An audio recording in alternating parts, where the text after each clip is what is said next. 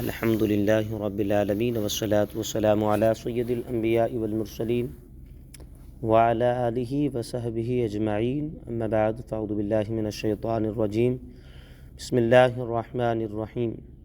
پڑھیے صلاۃ والسلام علیک یا رسول اللہ وعلی آلک واصحابک یا حبیب اللہ صلی اللہ تعالی علیہ وآلہ وسلم۔ سورۃ الاحزاب آیت نمبر 10۔ اعوذ باللہ من الشیطان الرجیم، اذ جاءوکم من فوقکم ومن اسفل منکم اذ زاغت الابصار وبلغت القلوب الحناجر وتظنون باللہ الظنون۔ جب کافر تمہارے اوپر سے اور تمہارے نیچے سے آئے، اور جب آنکھیں ٹھنڈی ٹھٹک کر رہ گئیں اور دل گلوں کے پاس آ گئے، اور تم اللہ پر طرح طرح کے گمان کرنے لگے۔ ہنالک ابتلی المؤمنون وزلزلوا زلزالا شدیدا، وہیں مسلمانوں کو آزمایا گیا اور انہیں خوب سختی سے جھنجھوڑا گیا۔ غزوہ احزاب کے موقع پر جب اللہ تعالیٰ نے ایمان والوں پر احسان فرمایا، اس وقت صورتحال یہ تھی کہ مدینہ منورہ پر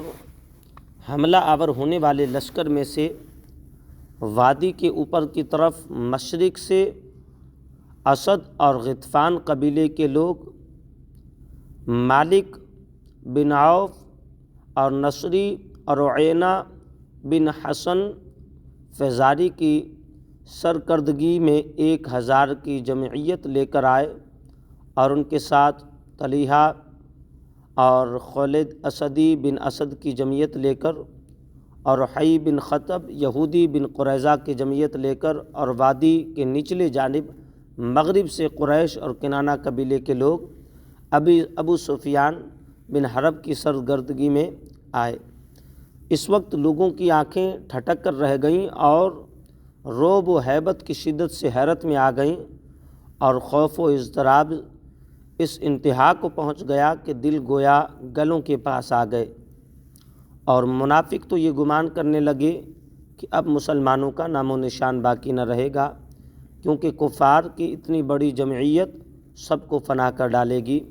اور مسلمانوں کو اللہ تعالیٰ کی طرف سے مدد آنے اور اپنے فتح یاب ہونے کی امید تھی۔ یعنی اس دہشت میں ناک جگہ اور ہولناک حالت میں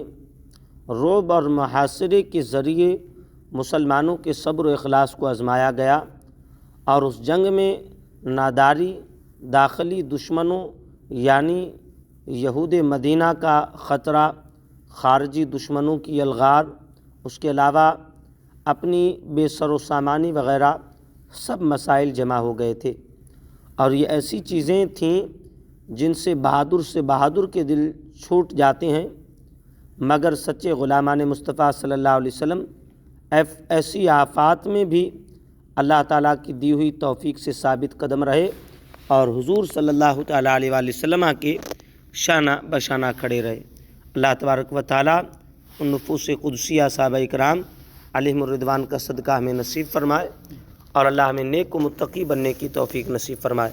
اللہ دین اسلام پر اپنی راہ میں ہمیں ثابت قدمی نصیب فرمائے، آمین، بجاہ النبی الامین صلی اللہ تعالیٰ علیہ وآلہ وسلم۔